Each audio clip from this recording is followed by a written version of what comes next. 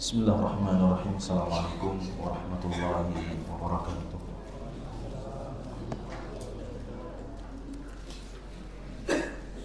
Innal hamdalillah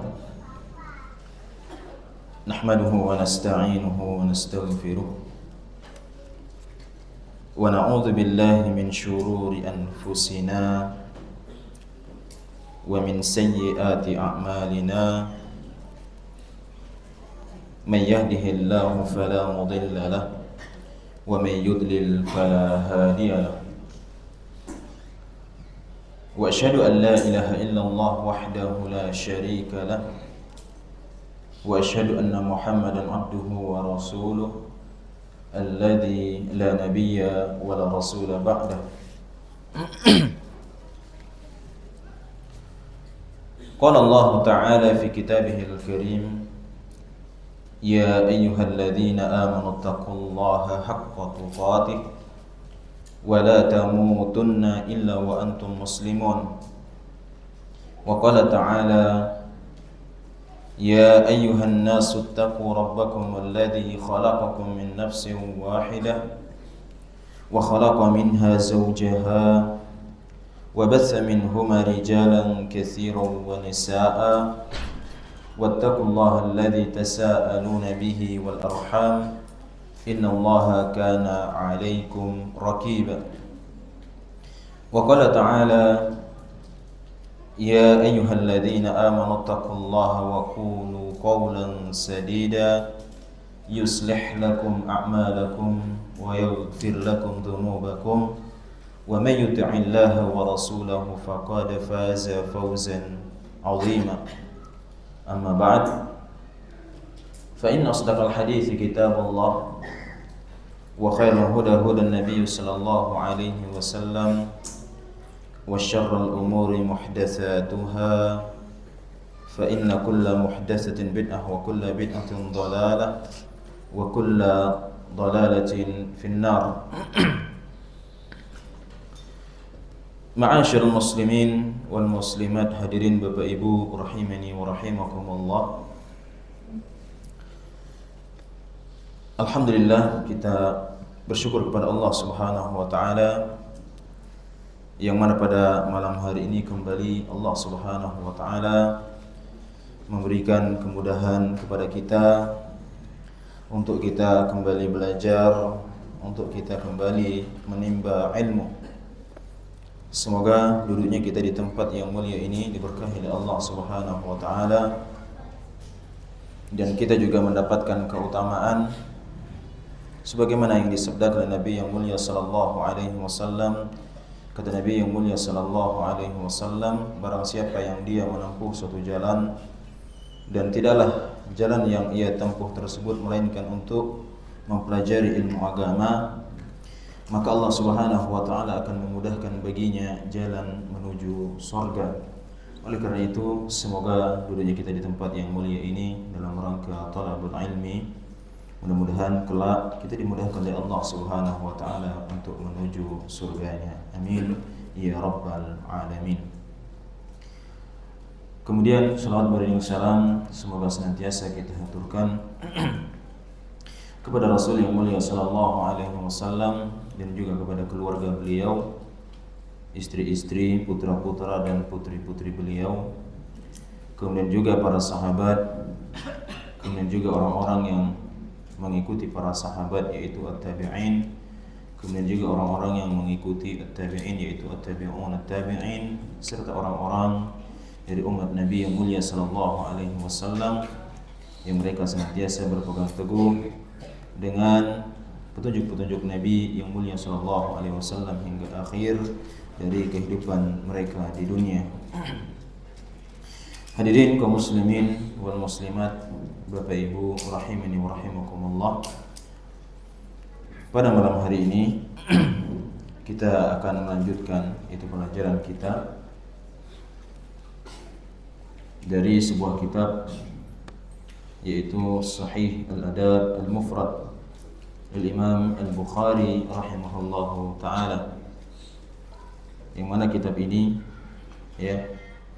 adalah kitab yang ditulis ulang oleh Fadilatul Syekh Al-Allamah Muhammad Nasiruddin Al-Albani rahimahullahu taala.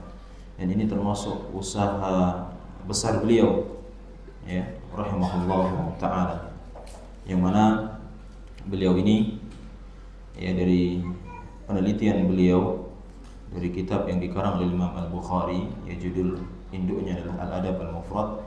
Ini, ya, ditelaah oleh beliau, diteliti oleh beliau, ya, kemudian di situ beliau melihat dan beliau memisahkan, ya, antara hadis-hadis yang itu sahih atau mungkin hasan, ya, dengan hadis-hadis yang lemah, ya. Jadi itu dipisahkan oleh beliau rahimahullahu taala. Ini tentu usaha yang sangat luar biasa, ya. Beliau yang memisahkan antara hadis-hadis, ya, yang sahih atau yang hasan, ya, dengan hadis-hadis yang lemah, ya. Jadi sahih al-adab al-mufrad ini hadis-hadis yang sahih, atau mungkin di situ juga ada hasan, ya, kemudian juga ada dhaif, ada juga yang lemah, ya. Dan itu ditulis lagi sendiri oleh beliau, jadi dipisahkan. Hadirin Bapak Ibu, ya, rahimani wa rahimakumullah, yang mudah-mudahan ini yang mengalir jariah kepada beliau, pahala kepada beliau, ya, atas usaha beliau ini, ya, rahimahullah taala. Pada pertemuan ini, hadirin Bapak Ibu rahimani wa rahimakumullah, kita akan membawakan sebuah bab yang mana bab ini, ya, adalah bab yang ke-38, ya, dalam Sahih Al-Adab Al-Mufrad. Adapun kalau kita merujuk ke kitab induknya, kitab Al-Adab Al-Mufrad, maka ini adalah bab yang ke-46, ya, bab yang ke-46. Yang punya kitab, ya, silahkan bisa dilihat kitab Al-Adab Al-Mufrad, ada syarahnya, ya, yang ditulis diantaranya adalah karya Syekh Dr. Luqman As-Salafi rahimahullah taala, ya, dalam judulnya adalah Rasyul Barat, ya. Itu bagus, itu, dan banyak, dan saya melihat kawan-kawan banyak yang punya kitab itu juga bagus mensyarah itu kitab Al-Adab Al-Mufrad. Kemudian hadirin Bapak Ibu kaum muslimin wal muslimat rahimani wa rahimakumullah, di dalam bab ini Al-Imam Al-Bukhari rahimahullah taala, beliau memberikan judul Babu Hamlis Sabiyyi 'alal 'atiq, bab menggendong anak kecil atau memanggul ala al-'atiq, yaitu di atas pundak. Jadi bab menggendong anak kecil, ya, di atas pundak, ya. Dan kita akan mempelajari, ya, bagaimana, ya, terkait perbuatan tersebut, ya. Apakah itu dibenarkan di dalam Islam atau tidak, ya. Hadirin Bapak Ibu rahimani wa rahimakumullah, anak, ya, tentunya adalah anugerah yang luar biasa yang Allah Subhanahu wa taala berikan kepada seorang hamba, ya. Namun tentunya tidak semua dari hamba-hamba Allah Subhanahu wa taala, ya, sekalipun mereka sudah menikah, mereka, ya, diberikan anugerah tersebut, ya.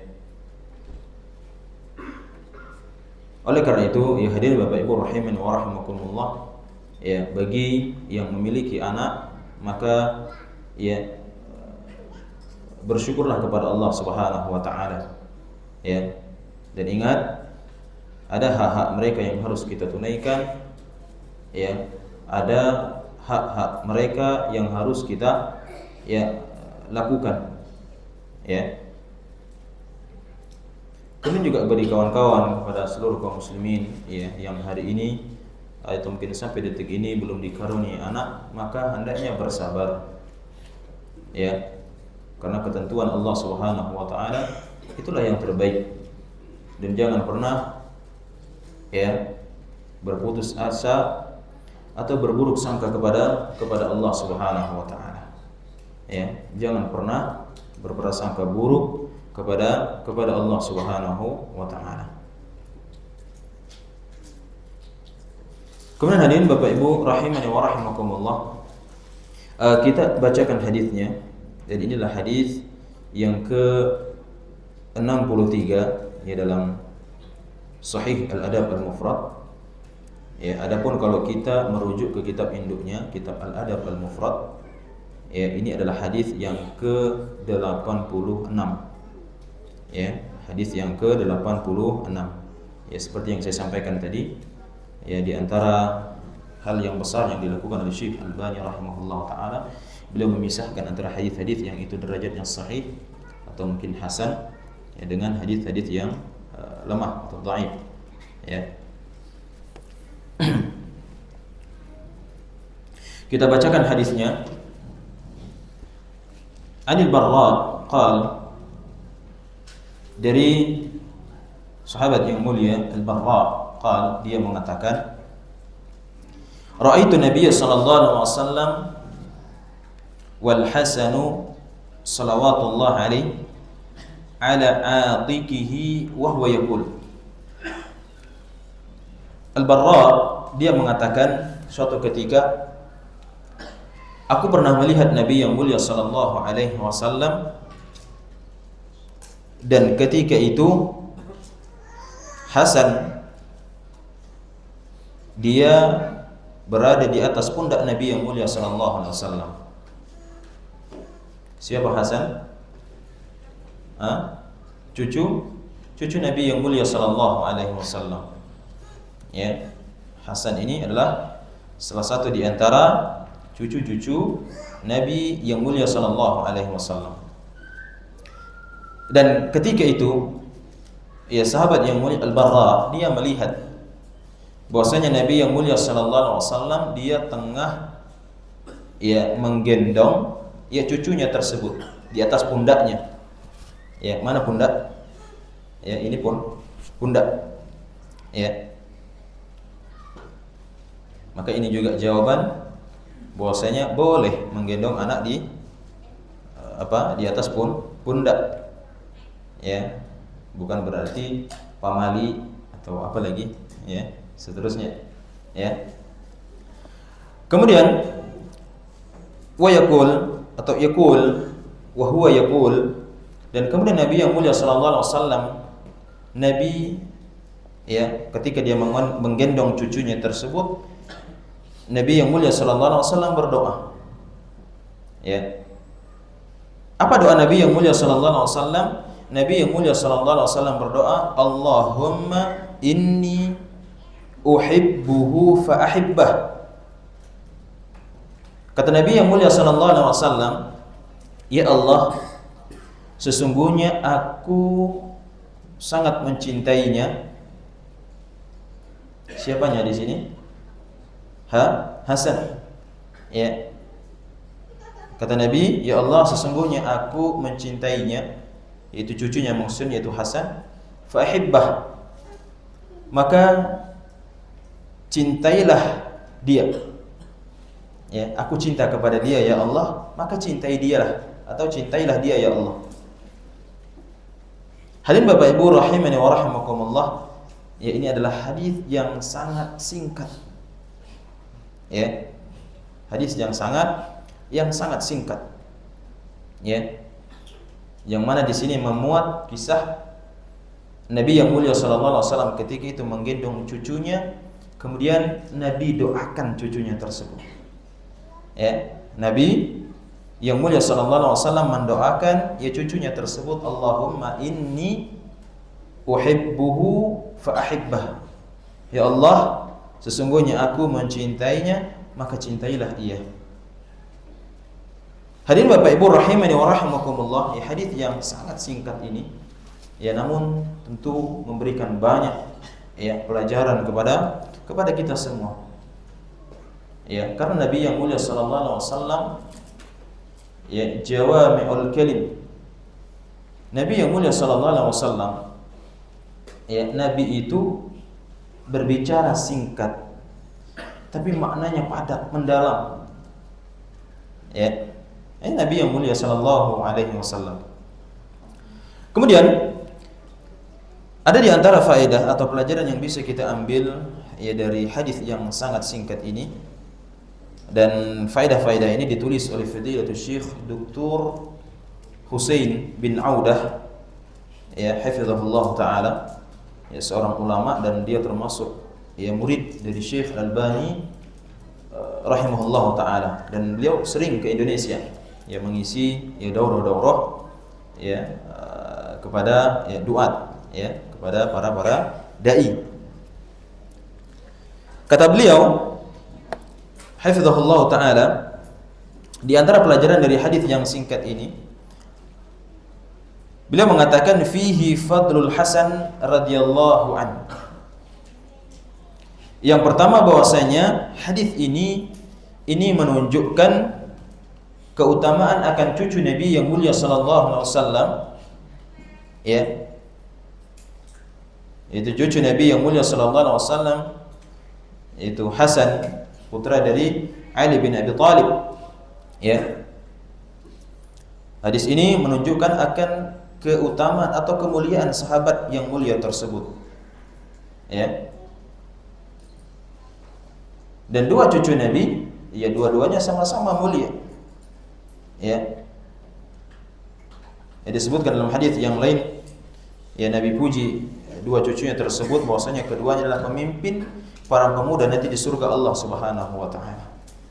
Ya, namun dalam hadis ini ya, dan ada syawahid hadis-hadis yang lain yang itu menunjukkan bahwasanya Hasan ini dia lebih afdal daripada adiknya yang bernama Husain.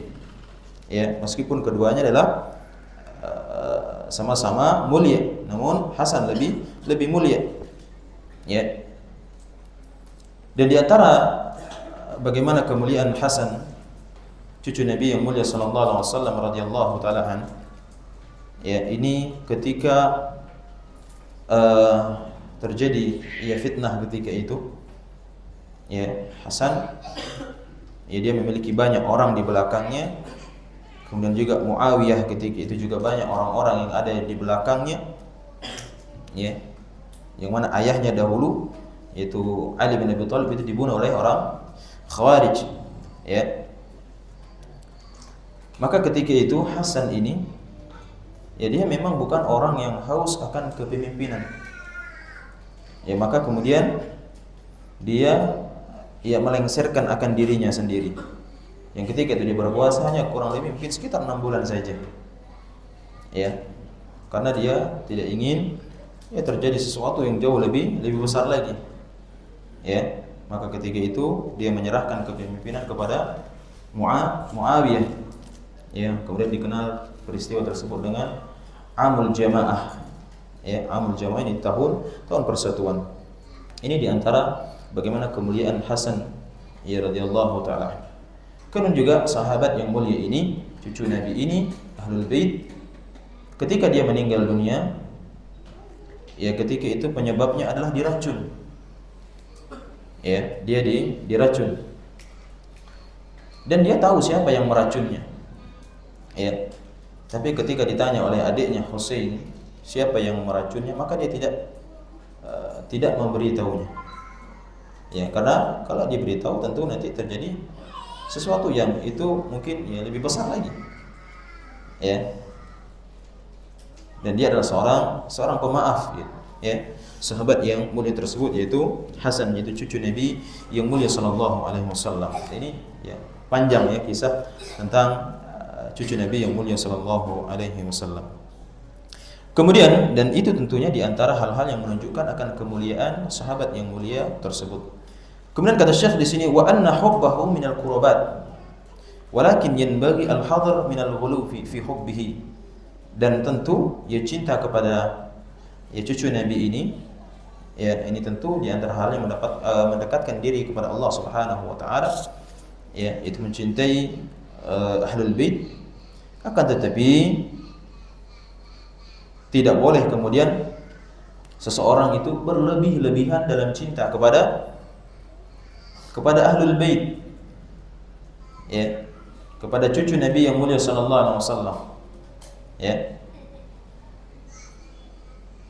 Karena ada suatu kelompok yang dikenal dengan Syiah.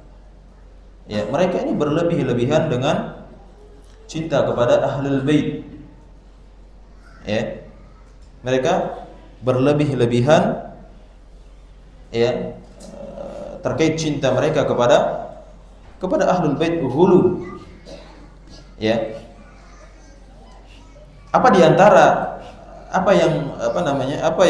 di antara keyakinan mereka, ya, dan ini tertuang dalam kitab yang berjudul Al-Kafi lil Kulain atau lil Kulain, ya, tapi sebaiknya jangan dibaca, ya. Ini kitab Syiah, ya. Maka di antara keyakinan mereka itu disebutkan dalam kitab tersebut bahwasanya imam mereka dari kalangan ahlul bait yaitu mengetahui perkara yang gaib. Ya, tentu ini hal yang ghulu, berlebihan. Ya. Oleh karena itu, ini di antara keyakinan mereka sampai mengangkat ahlul bait tersebut sampai ke derajat ketuhanan. Ya, padahal perkara hal yang gaib siapa yang tahu? Allah Subhanahu wa taala. Tak ada orang yang tahu perkara yang gaib. Bahkan Nabi yang mulia sallallahu alaihi wasallam saja tahu apa tidak? Perkara yang gaib tidak tahu. Ya. Nabi yang mulia sallallahu alaihi wasallam mengetahui perkara-perkara yang gaib itu karena apa? Nabi mendapatkan wahyu dari Allah Subhanahu wa taala. Ya. Dan inilah di antara keyakinan mereka, ya, mereka beranggapan bahwasanya imam-imam mereka dari ahlul bait itu mengetahui perkara yang gaib. Kemudian keyakinan yang lain, ya, bahwasanya imam-imam mereka dari kalangan ahlul bait itu mengetahui kapan mereka akan meninggal dunia. Ya. Maka ini tentu, ya, siapa yang tahu akan ajal manusia? Tak ada yang tahu kecuali Allah Subhanahu wa taala. Ya. Tapi mereka berkeyakinan imam-imam mereka, ya, dari kalangan ahlul bait itu mengetahui, ya, kapan ajal mereka, ya, kapan mereka akan meninggal dunia, ya. Bahkan mereka meyakini imam-imam tersebut juga, ya, dia tahu, ya, atau dia yang memilih kapan dia akan meninggal dunia. Ya, ini sesuatu yang, ya, tentu keluar dari Al-Quran, ya, dan sunnah Nabi yang mulia sallallahu alaihi wasallam. Di dalam Al-Quran Allah Subhanahu wa taala berfirman dengan tegas, kata Allah Subhanahu wa taala, "Wala tadri nafsum madza taksibu ghadan." Ya, tidak ada satupun jiwa manusia yang dia tahu apa yang kemudian yang akan dilakukan esok hari. Ya. Kita boleh mengagendakan sesuatu, kita merencanakan sesuatu, tapi apa yang akan sebenarnya terjadi esok hari, bisakah kita tahu? Tidak tahu. Wala tadri nafsum madza taksibu ghadan. Ya. Ya, wala tadri nafsum madza taksibu ghadan. Ya. Kemudian juga kita tidak tahu kapan atau di mana kita akan diwafatkan oleh Allah Subhanahu wa taala. Ini di antara keyakinan, ya, orang-orang Syiah, ya, terkait, ya, imam-imam mereka dari kalangan ahlul bait. Ya, ada kitab yang bagus dan berbahasa Indonesia tentunya. Ya, kalau bahasa Arab sulit, ya. Yang ditulis oleh ustaz kita, Ustaz Firanda hifizahullah taala, yang berjudul 33 Kebanyolan Syiah atau Banyolan Syiah. Ya, 33 banyolan, kurang lebih seperti itu judulnya. Ya, maka situ disebutkan bagaimana ya, banyolan mereka. Ya, dan ini keyakinan mereka. Ya, mereka ghulu, berlebih-lebihan. ya sampai kepada derajat ketuhanan, dan tentu ini tidak benar di dalam Islam. Ya. Ini tidak benar di dalam Islam. Oleh karena itu kata Syekh di sini, walakin yanbaghi al-hadar min ghuluwi fi hubbihi. Maka tidak boleh seseorang berlebihan cinta kepada Ali, atau kepada Hasan, atau kepada Ahlul Bait. Ya. Bahkan ya mereka mencela sahabat-sahabat yang lain, mereka mendahulukan Ahlul Bait dan seterusnya. Ya. Ini tentu tidak benar. Ya. Kemudian kata Syekh di sini, au hubbi siwah minal makhluqat. Ya, dan tidak boleh juga ghulu ya kepada selainnya, kepada selain Hasan dari makhluk-makhluk Allah Subhanahu wa taala. Termasuk kita, tak boleh kita berlebih-lebihan cinta kepada sosok fulan tertentu, ya, syekh tertentu dan seterusnya. Ya. Kita berlebihan, kita ghulu kepada mereka. Ini tidak boleh. Ya. Maka kaidah cinta ini, ingat akan sabda Nabi yang mulia sallallahu alaihi wasallam. Kata Nabi yang mulia sallallahu alaihi wasallam, la yu'minu ahadukum hatta akuna ahabba ilaihi min walidihi wa waladihi wan nasi ajma'in. Kata Nabi yang mulia sallallahu alaihi wasallam, tidak sempurna akan keimanan kalian sampai kemudian kalian menjadikan aku orang yang paling kalian cintai daripada orang tua kalian, anak-anak kalian, dan juga seluruh umat manusia. Oleh karena itu hadirin Bapak Ibu rahimani wa rahimakumullah, orang yang paling kita cintai adalah Nabi yang mulia sallallahu alaihi wasallam. Tapi cinta kepada Nabi yang mulia sallallahu alaihi wasallam ada konsekuensi. Ya, bukan hanya pengakuan saja, tidak. Ya, saya cinta kepada Nabi, saya cinta dan seterusnya, bukan hanya lisan, tapi juga diwujudkan dengan jawarih kita, dengan anggota badan kita, ya, dengan keyakinan kita. Ya. Bukti cinta kita kepada Nabi yang mulia sallallahu alaihi wasallam, kita mengamalkan apa yang diajarkan oleh Nabi yang mulia sallallahu alaihi wasallam. Ya. Kita mengamalkan apa yang diajarkan oleh Nabi yang mulia sallallahu alaihi wasallam, apa yang diperintahkan oleh Nabi itu kita amalkan. Ya.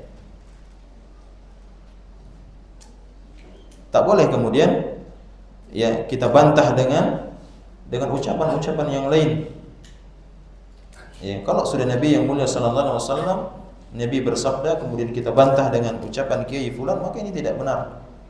Ya, maka itu dikatakan ya hampir saja turun hujan batu dari langit, yang mana aku mengatakan qala Nabi sallallahu alaihi wasallam, kemudian kalian bantah dengan ya qala Abu Bakar qala Umar. Kalian bantah dengan perkataan Abu Bakar, kemudian juga perkataan Umar. Ya. Artinya apa? Tidak boleh kita ya membantah ya ucapan Nabi yang mulia sallallahu alaihi wasallam. Kalau saja ya sabda Nabi yang mulia sallallahu alaihi wasallam tidak bisa dibantah dengan perkataan Abu Bakar ataupun Umar, ya, lantas bagaimana dengan orang-orang yang jauh di bawah mereka? Kemudian hadirin Bapak Ibu rahimani wa rahimakumullah, wa fil hadis. Kemudian faedah yang lain kata Syekh di sini, ya. Wa fil hadis tawadhu'an Nabi sallallahu alaihi wasallam wa mulatafatuhu al-Hasan radhiyallahu anhu wa mula'abatuhu wa hamluhu 'ala al-'atik wa du'a'uhu lahu wa rifquhu bil atfal. Dalam hadis ini juga di antara pelajaran yang bisa kita ambil bahwasanya kita meneladani akan pribadi Nabi yang mulia sallallahu alaihi wasallam, bagaimana Nabi adalah seorang yang sangat rendah hati. Ya. Seseorang yang sangat rendah hati. Nabi adalah seorang pemimpin. Ya. Tapi Nabi tidak malu menggendong cucunya. Ya. Nabi seorang pemimpin. Ya, seorang suri teladan, panutan. Nabi tak malu untuk menggendong apa? Cucunya tersebut. Ya, sama sekali tidak menurunkan muruahnya, sama sekali tidak menurunkan wibawanya. Ya. Oleh karena itu, ya ini bagi seorang ayah juga ini pelajaran. Ya. Kalau kita menggendong anak, ya, apapun jabatan kita, profesi kita, ya itu tidak menurunkan kewibawaan kita, tidak. Jangan nanti usaha antum menggendong anak antum, kemudian nanti muruah antum atau harga diri antum turun misalnya. Tidak. Ya, Nabi yang mulia sallallahu alaihi wasallam, Nabi gendong cucunya. Ya, dan ini menunjukkan bahwasanya cinta itu ya memang perlu dilakukan kepada anak-anak. Ya, harus dilakukan, diperbuat ya dengan sebuah perbuatan. Ya. Jadi Nabi yang mulia sallallahu alaihi wasallam mencintai cucunya tersebut, ya, kemudian Nabi yang menggendongnya. Ya.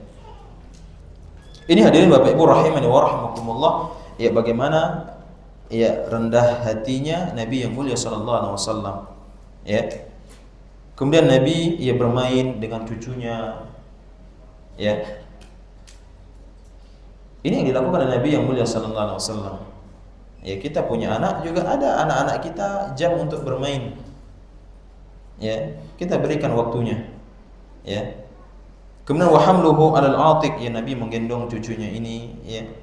Wa du'a'uhu lahu, dan Nabi yang mulia sallallahu alaihi wasallam tidak lupa ia mendoakan akan cucunya tersebut. Nah, ini penting. Ya. Ini penting bagi kita sebagai orang tua. Ya. Kita ingin anak kita menjadi seorang anak yang soleh atau mungkin solehah. Ya. Kita ingin anak kita menjadi anak yang bermanfaat bagi Islam dan kaum muslimin. Ya. Tapi kita tidak mau mendoakannya. Ini sebuah kekeliruan. Ya. Makanya kita doakan anak-anak kita tersebut sebagaimana Nabi yang mulia sallallahu alaihi wasallam mendoakan cucunya. Ya, inni uhibbuhu fa ahibbah. Ya, Nabi minta kepada Allah Subhanahu wa taala agar cucunya tersebut dicintai oleh Allah Subhanahu wa taala, dan itu dikabulkan oleh Allah. Ya, dan itu dikabulkan oleh Allah Subhanahu wa taala. Ini penting hadirin Bapak Ibu rahimani wa rahimakumullah. Ya, yaitu apa? Mendoakan anak. Ya, kalau doa keburukan saja itu dikabulkan, apalagi kalau itu doa kebaikan. Ya. Maka kita di sini hadirin Bapak Ibu rahimani wa rahimakumullah, jangan kita kemudian latah. Kemudian kita ketika kesel dengan anak, kita keluar ya kosakata yang ada di kebun binatang misalnya. Ya, sumpah serapah dan sebagainya. Hati-hati. Ya, karena apa? Itu dikabulkan oleh Allah Subhanahu wa taala. Ketika kita mendoakan keburukan kepada anak kita, itu dikabulkan oleh Allah. Ketika dikabulkan, siapa yang merugi? Kita. Maka tahan lisan kita tersebut. Ya, ketika kita marah kepada mereka, ketika jengkel kepada mereka, ya, maka ya sabar. Ya, sabar. Ya, kita marah kepada anak cukup di lisan saja, tidak di hati. Atau bahkan sampai ya naudzubillah, yaitu mengeluarkan kata-kata yang kasar. Ya, karena itu apa? Karena itu dikabulkan oleh Allah Subhanahu wa taala, dan ini sudah kita sebutkan ya pelajaran sebelumnya tentang tentang doa kedua orang tua. Ya, kata Nabi yang mulia sallallahu alaihi wasallam, "Salatu da'awatin mustajabatin lahunna la syakka fihinna." Ada 3 doa kata Nabi yang mulia sallallahu alaihi wasallam, ya, yang mana 3 doa ini itu diijabahi oleh Allah Subhanahu wa taala, tidak ada keraguan lagi. Ya, la syakka fihin. Ya. Yang pertama adalah da'watul mazlum, yaitu doa orang yang dizalimi. Maka hati-hati. Yang kita menzalimi saudara kita, hati-hati. Ya, laisa bainahu wa bainallahi hijab, tak ada pembatas antara ia dengan Allah Subhanahu wa taala. Artinya doanya diijabahi oleh Allah Subhanahu wa taala. Hati-hati. Ya. Hati-hati ketika kita menzalimi saudara kita. Mungkin dia lemah, dia tidak memiliki apa-apa, tapi ingat, dia memiliki senjata yang paling ampuh, yaitu apa? Doa. Ya. Kalau dia mendoakan keburukan, ya, maka itu apa? Dikabulkan oleh Allah Subhanahu wa taala. Oleh karena itu, takutlah dari kezaliman yang kita lakukan kepada saudara kita. Kemudian kata Nabi yang kedua, ya, doa yang kedua yang diijabahi oleh Allah Subhanahu wa taala yaitu da'watul musafir, yaitu dakwah orang yang berpergian, orang yang safar. Ini diijabahi oleh Allah Subhanahu wa taala. Ya. Ketika safar itu kita mendapatkan kesulitan-kesulitan, ya. Seenak apapun kita safar, tetap itu merupakan kesulitan. Ya, kata Nabi yang mulia sallallahu alaihi wasallam, as-safaru qit'atun minal adab. Safar itu bagian daripada adab. Ya, apalagi yang mabuk, ya. Mabuk di dalam mobil, belum masuk mobil dah mabuk dia. Ya. Akan tetapi di situ hadirin, doa orang yang musafir adalah doa yang dikabulkan oleh Allah Subhanahu wa taala. Kemudian yang ketiga kata Nabi, wa da'watul walidain ala walidihima, yaitu doa kedua orang tua, doa buruk maksudnya kepada anaknya. Ya, doa yang buruk itu diijabahi oleh Allah Subhanahu wa taala. Ya. Doa yang buruk kepada anak maka itu diijabahi oleh Allah Subhanahu wa taala. Oleh karena itu, ya, ketika kita marah, ketika kita kesal, ya ingat, ya, mereka adalah anak kecil. Ya. Kemampuan mereka terbatas, ya, pengetahuan mereka terbatas dan seterusnya. Dan kita pernah juga seperti apa? Seperti di posisi itu. Kita pernah kecil. Ya. Makanya ya hendaknya bersabar. Ya, hendaknya bersabar, jangan kemudian keluar yaitu sumpah serapah dan seterusnya. Ya, tapi ya kita terus doakan anak-anak kita agar kemudian mereka menjadi ya betul-betul penyejuk hati kita. Ya, betul-betul menjadi anak yang soleh atau mungkin solehah. Ya. Karena hadirin Bapak Ibu rahimani wa rahimakumullah, anak yang dianugerahkan oleh Allah Subhanahu wa taala kepada seseorang ketika di dunia, ya, belum tentu semuanya soleh atau mungkin solehah, belum. Ya. Maka kita minta kepada Allah Subhanahu wa taala agar ya anak-anak kita atau keturunan kita dijadikan oleh Allah Subhanahu wa taala itu anak-anak yang soleh atau yang salihah. Ada doa-doa ya di dalam Al-Qur'anul Karim. Ya, ini sepatutnya kita menghafal. Ya, kita minta kepada Allah Subhanahu wa taala ya di antaranya adalah ya disebutkan dalam surah Al-Furqan ayat 74. Ya, ini adalah doanya ibadur rahman. Wa ibadur rahman alladziina yamshuna fil ardi hauna. Ya.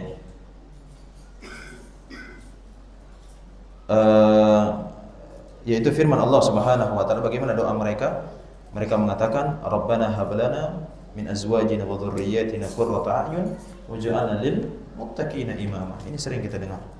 Ya Rabbana hab lana min azwajina wa dhurriyyatina qurrata a'yun waj'alna lil muttaqina imama. Ya Tuhan kami, anugerahkanlah kepada kami istri-istri, ya, istri dan keturunan kami sebagai penyenang hati, ya. Yaitu penyenang hati atau jiwa kami, dan jadikanlah kami teladan bagi orang-orang yang bertakwa. Ini di antara doa yang seharusnya kita hafal, ya, yang ya kita sering minta kepada Allah Subhanahu wa taala.